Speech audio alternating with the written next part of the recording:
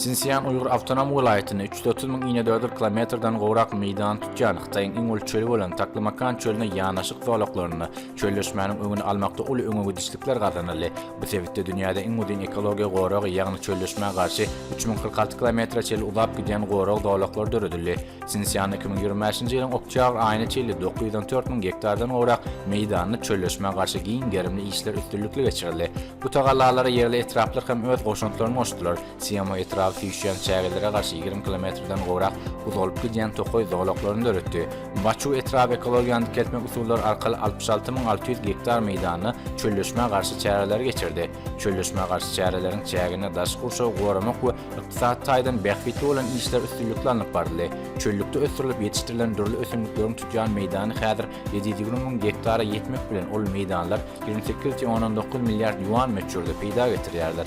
Bundan başga da çölleşmäge garşy goşmaça işler alınıp bardy. Ýagny Xitaýyň dermanlyk otlary, haritlyk ekiller ösürilip ýetişdirilýär. Şonuň ýaly leňeç, balyk ýaly suwda ýaşaýan janalar üçin 350 hektar meýdanyna ykdysady ähmiýetli işler geçirilýär.